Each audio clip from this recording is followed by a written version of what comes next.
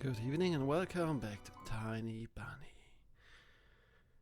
It's a long time ago, I'm sorry for that, but I had a visitor this 1 week and now we are here again. My head became heavy from that pandemonium and I almost dropped it into the chain of numbers. My eyelids felt like there were tiny weights tied to them, the type used in grocery stores. Something is new, right? And right at the moment I surrendered and closed my notebook, the memories of my day started flashing before my eyes. And I was in the middle of the stuffy school corridor. I could see the literature classroom from here, the face of the classical writers and their portraits, the prim and regal pose of our homeroom teacher Lilia Pavlovna. And around that corner was her daughter Katya, a snitch in the gospel, eagerly waiting for me. Transfer student. What do you want, Katya? She got on her tiptoes and started swinging while hiding her hands behind her back, and then asked me with a fake smile on her face. Can I ask you something?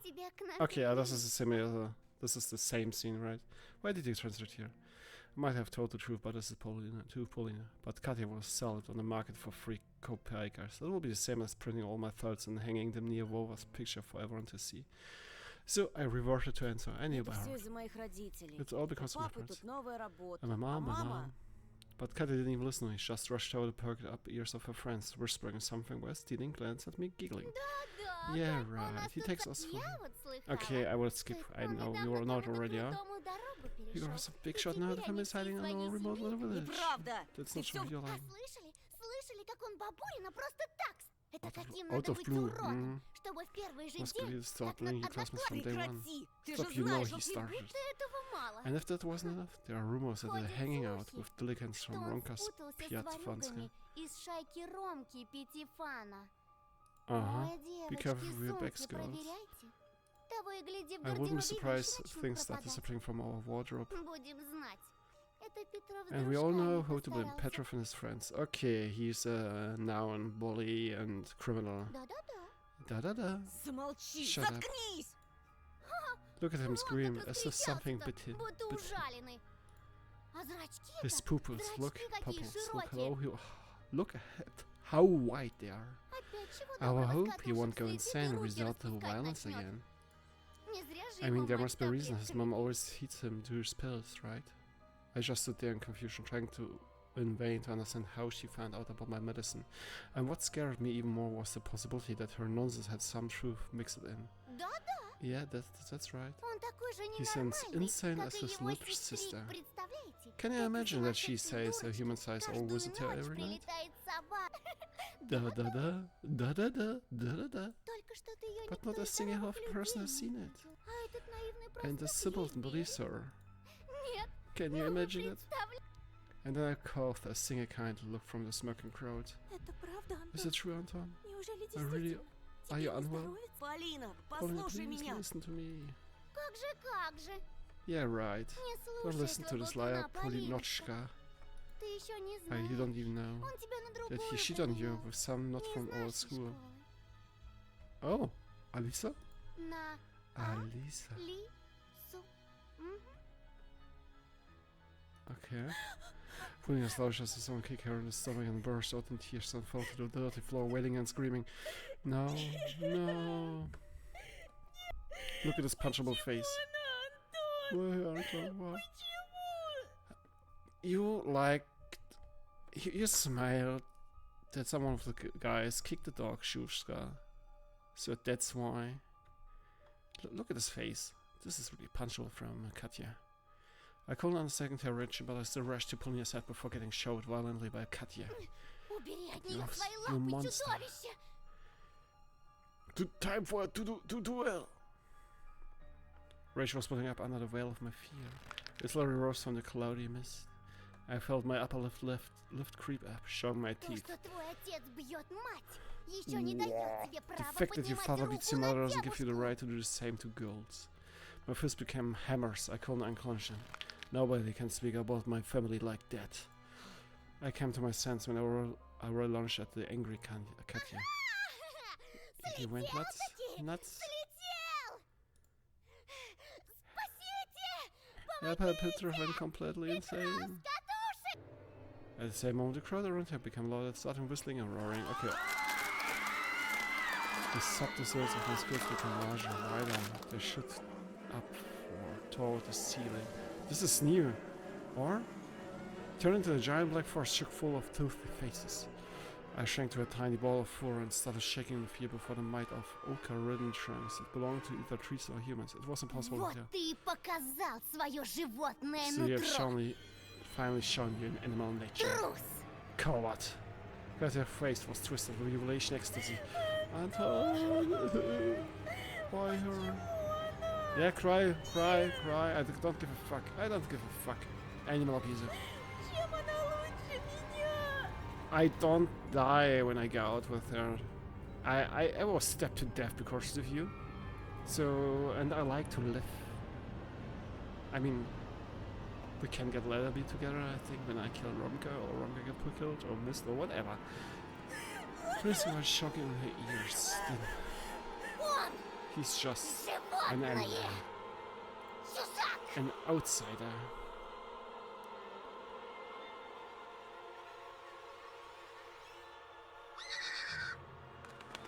A scavenger of wings came from the forest. A pair of giant white ears descended somewhere from above, and I dug myself into them.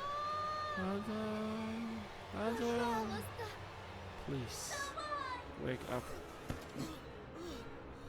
I jump up, almost falling out of bed. Apparently I was thrashing around for hours on the sweat-soaked sheets. Oria's scream pulled me out, set me free from the tentacles of fear. Please, wake up. I took my eyes away to focus on the silhouette near the window. My voice was distant, my head was still ringing after the fight. Sounds got distorted, as if my ears were stuffed with cotton. My sister was distressed as I would just keep on repeating the same phrase. Doll! Please! I'm scared! Your tears poured on my head like boiling water, but I was almost... English, damn it. But I was almost thankful for the owl's appearance. Otherwise the scary Olya wouldn't have woken me up. Wait a second, Olya? Want me to read Muzilka for you? They already read it. Or Muzilka is a original instrument for kids. For kids? It's been published since 1924. The magazine used an unidentified yellow creature wearing a scarf and a red bird as a mascot. Writers like Samuel Mashak and Agnia Batu contributed to magazines all in the careers, okay? Give me. I placed my bare heels on the cold floor, felt around for my glass, remember Semyon, his underhanded act, and sighed. Anton, please. Look. She couldn't hear her eyes of the window as if it was a staring contest.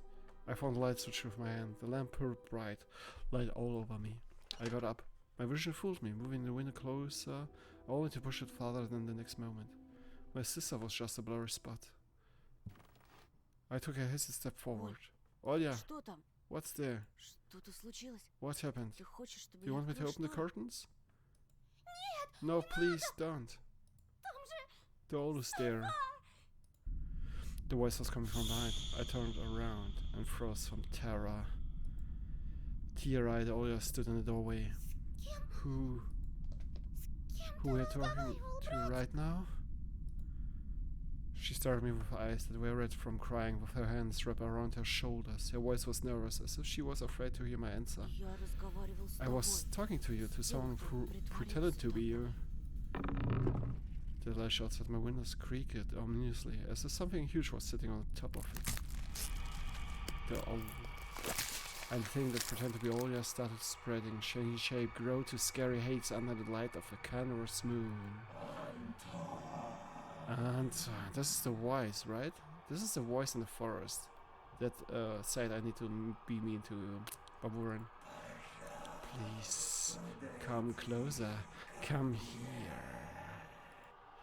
The voice didn't belong to my sister anymore. The thing that was hiding behind my curtains got tired of pretending, making me look like a fool.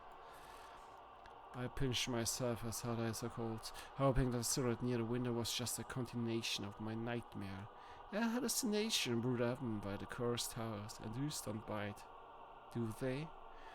The silhouette was towering before me under the veil of mist. I heard all your shrill scream when someone had knocked on the window. Knock, knock. It came to get us. Another knock. I stepped back into the middle of the room, as if there existed nooks where I could hide from this horror. Knock, knock. The sound was sharp, metallic. The lamp started shimmering, then it sounded like the whole room went out, like a candle in the strong wind. The filament inside it snapped with a ringing sound. Psh, everything is fine, Alia. Everything is fine. The darkness that was waiting for that exact moment peered from all the angles and enveloped me. There was only this window left in the world universe. Moonlight poured through it, painting everything the color of bones that were exhumed from a crypt. Alia started squealing and pressed herself into my back, seeking protection.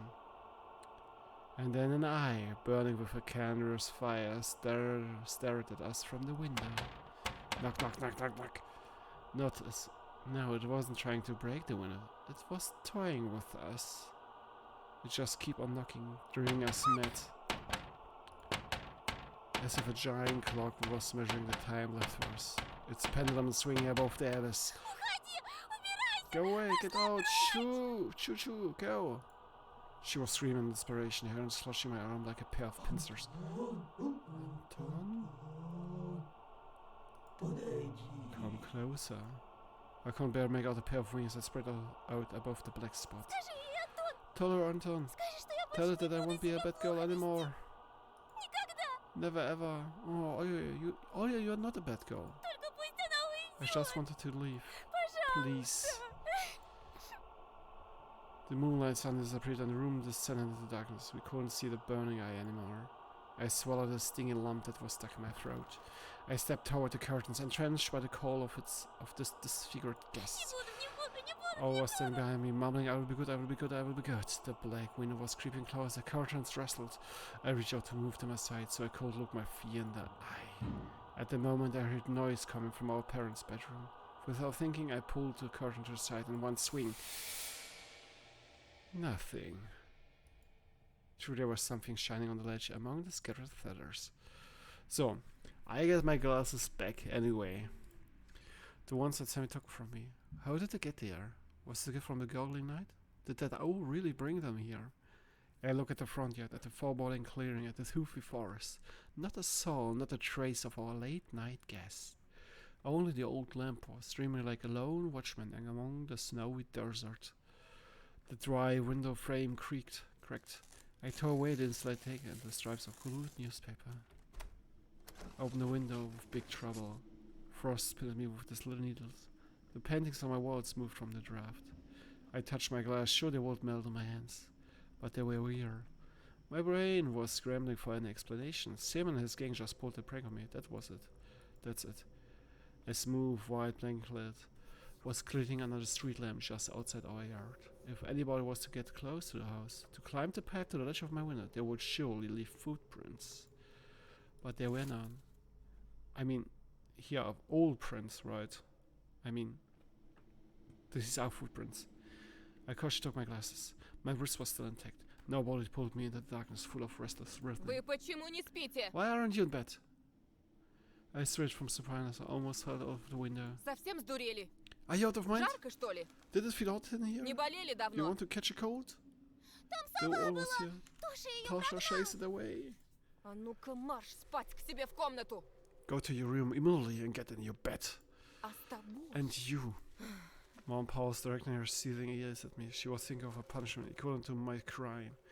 And then she just waved her and took Ola by the shoulder and left, throwing gloomy words in my way. We will talk tomorrow. Oh yeah, talking with Mom. Yeah.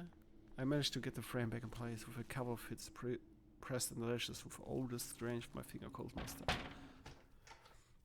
The cold left the room, but the fear was still present. I placed my glass on my nose and started studying my reflection in the window. I didn't look like a face, more like a death mask, just like the one worn by the boy from the notice boat. That night, I was on the edge of joining him there. A black white face was staring at me through the clearing between student heads. And it wasn't well. His face was right beside it. I recognized the fat cheeks, the damaged skin. Semyon. Baburin. Baburin's photo was printed out and placed under the glass like an exhibition piece. So far, something changed, of course, but the ways are really similar. I mean, in the forest with Paulina helps you to find the mess. You get KO'd, knocked down from the gang.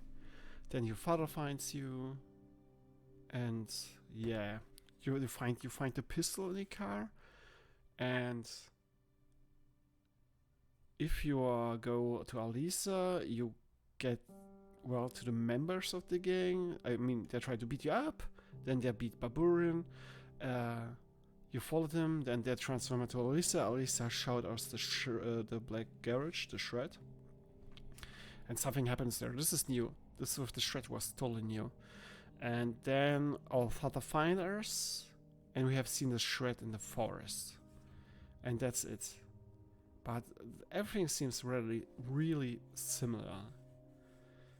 The fact is like, the problem is like, I don't get killed now by Ramka, right? Because I have nothing to do with Paulina right now. I think there's a big red strain, and you can choose a little bit partials, but you will every time come back to the string. So, my 5 cents. My 5 cents. This is how I'm feeling now, right about this game. Episode 3. On the ends, the wolf's grateful will stand. He's the one who hated Baburin. You think he did it? I heard he's a weirdo. The warm forwards Romkan Borsche showed at the back of fleeing Remka echoed inside my head. I will cut your throat, you hear? Senior. Was Romka serious about his threats? Would he chase his former friend deep into the forest and then what? Kill him just like that? No, that can't be right. I heard Robert my glasses. The glasses! Simon was clutching him in the fist while trying to escape the barrage of kicks and slaps from his friends. Former friends, by now. In just a couple of hours, this lost item was lying on the ledge of my window.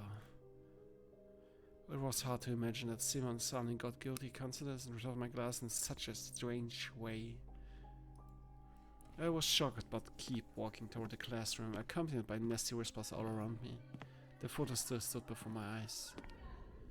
Simon has gone missing. Simon and his gun.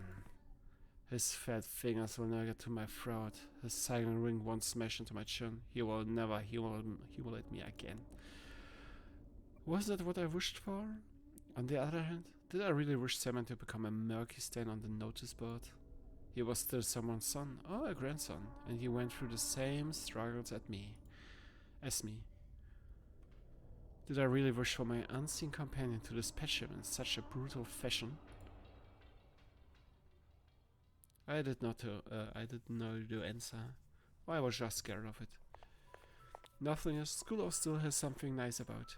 Pulling a girl with a violin was like a mountain spring, like well water that you gulp down, pressing your lips against the sink outer ring of a bucket and can't ever get enough. What if I make her one of the characters in the story I draw? The protagonist will save her from terrifying monsters. As soon as I thought of monsters, a bunch of my classmates slid down the rail, smirking like the xenomorphs from the Alien. I immediately feel laughter of fear rise in my stomach. I didn't want to cross paths with Romka and Beasha after what happened yesterday, especially since Semyon suddenly went missing.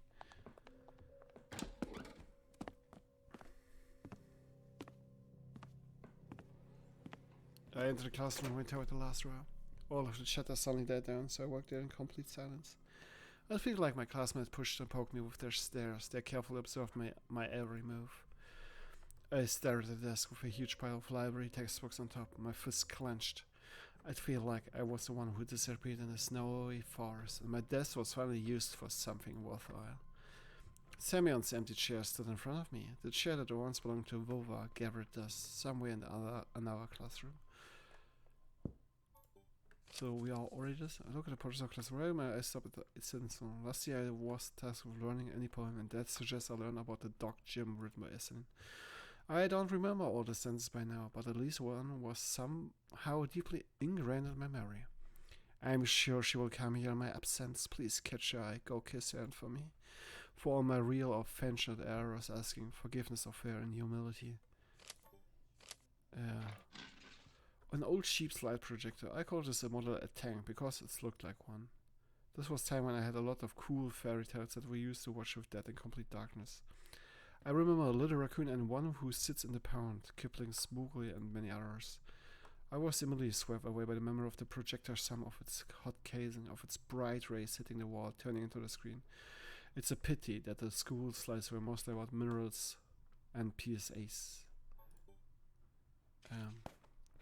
Every boy my age I knew had something like this in his arsenal. Powder firecrackers that blow up with a very loud sound. Especially inside an arcway. It's said that they are reproduced. Oh my god. It is said that they are produced in China, that single of them can blow your finger off if you light it up and clutch it in your hand. Especially the black Corsair type. They won't be enough to blow up plastic structure, but when it comes to stuff made of plaster, they should work. There's nothing. Sit down. After a moment of hesitation, I sat down at Baburin's class, the place where I was supposed to be sent by Lilia Pavlovna at first. The shatter resumed as if someone just unpaused the movie. Baburin's grandma made such a fuss when he didn't return home. First she ran to the school, then called the cops. Da-da-da! Yes. Kieta snuck a cunning glance at me, then leaning into her neighbor and whispering something. Girls from the second row also leaned in. She shared something with them too. Whispers, nods. I keep catching a stare myself. Her neighbor stared too. The whole class was watching me. It was like they felt the need to watch me because they were searching for traces of blood on my fingers. I wanted to defend myself and shout, guys, listen, I am innocent. Ron gave me a heavy, worried look. He was probably stunned by Simon's disappearance as everybody else. But then he directed his stare straight at my face. It felt like he was about to point the thing at me and shout at the top of his lungs, Aaron, look, Baburin snatched his glasses yesterday and no, he has them back. Murderer! But he remained silent as if there was nothing special at all about my glasses. I may be going mad, but I think Romka knows something. He knows something, but he won't tell me what. But it's also possible he didn't care at all, just like everyone else. Then Romka shifted his eyebrows in suspicion and stared at Katya, as if informing her that he didn't believe a word she said. I wanted to believe that Romka would take my side, and Biasha, who sat sprawled in his chair with his chin pressed against the table too. But they were silent. A terrifying thought flashed in my mind. These two could easily betray me, push me off the cliff, just like they did with Semyon. As if looking for protection, I clutched the ruler until my hand hurt. You don't have to be Columbo to solve this. Who had a grudge against Baburin? Who hit him yesterday? Booted him, and then... The metal roof out of my weak fingers. It hit the floor with a jingle that made the other kids shudder. Kitty bit her tongue and squirmed sneerishly. Shia scrubbed against the floor. My classmate moved away from me closer to the exit toward the teacher's desk. I was not the only one to catch wind of the change. Romka and Biasha looked around and winced in the contempt. It's good that they were clearly on my side. Shut it. I bet sure Baburin just got the women from his old tag and run off. They will find him soon. They will find him all right. In the ravine, with his stomach cut open. Don't say that, I gulped. I imaged someone snow blanket. His face white like a fish belly, split down the middle by the crevice of his mouth, snowflakes falling on his glassy eyes and filling up his throat. See, I could almost hear his condensing tone. It's all your fault. Of course, Sim did me a favor by disappearing. Thanks, Sim. My classmate now stared at me in awe. But that was only one side of the coin. What if I have to repay that favor, Sim? The door cracked. Polina entered the classroom. I straightened up in her so she won't see me looking like a scared critter. Polina found me with her eyes. Give me a short nod and went to Hira's seat. Kathy rushed to the neighbors again, like a lab rat that saw a threat and started whispering, switching her gaze between me and Polina. Message on piece of paper starting to jump around the classroom. The ringer still announced the start of the class. Так, заканчиваем бардак. Дети, встаньте. Alright, stop messing around. Class, stand Петров, up. тебя You это too, тоже Petrov. касается? Lilia Pavlova went to her desk, followed by a policeman in a uniform. It was the man that was us recently tall, and his stairs so sharp he could get cut on it. Hello, Здрасте. kids. Hi, Садитесь. you can sit down, kids. Познакомьтесь. This is Это Senior Lieutenant старший Konstantin лейтенант Vladimirovich Константин Tikhonov. Владимирович Тик. Он задаст вам He's going to ask you a несколько couple of вопросов questions, give you a small и PSA. проведет. The class living up talking to a policeman was way better than studying. I, on the other hand, was ready to sit through hundreds of hours of Russian literature just to escape the lieutenant's oppressive stare. His brown eyes felt around the classroom, looking for me. Hair stood on the back of my neck, and the icicle I had lodged in my gut. Is it true that Baurin got killed by a serial killer? Екатерина, Shh! ну-ка, Katarina, let the adults ask вопросы question здесь here. взрослые задают. Просто нам всем страшно. We are all scared. Может, убийца Maybe they просто kill us где-то somewhere else. рядом. Maybe they're even sitting Или among сидит us. у нас за спиной. Oh, you will be the next if I will be the serial killer. Her sly stare was directed at me. I coming for you soon, Katya. I coming for you soon. Tikhonov stepped in between the rows of desks and started walking at an excruciatingly slow pace, brushing his fingers against the chairs he passed by. Some of the students almost broke their necks following his movements. That's how a crowd of commoners would gleefully anticipate a public execution in the Middle Ages. And he just walked, getting closer and closer. I gritted my teeth to stop myself from screaming. Calm down, breath. You didn't kill or kidnap anyone. He already knew the answer to his question, but the policeman still asking a stern Петров voice. Антон. Anton Petrov? Yes. Встань, Петров. Stand up, Petrov. My voice turned to stone. I got up, uncovered myself from the chair. I feel like I could hear all my joints creak in the process. And with all this creaking, we end this episode right now here. Nothing new happens. Nothing new happens right now. So, but we got also almost to the stage where we can open the dossier from the criminal act, or the missing dossier. So I think we will do it. I'm not sure. So, but therefore, I wish you good night and dream well, and I'm sorry for this repeated nonsense. Goodbye.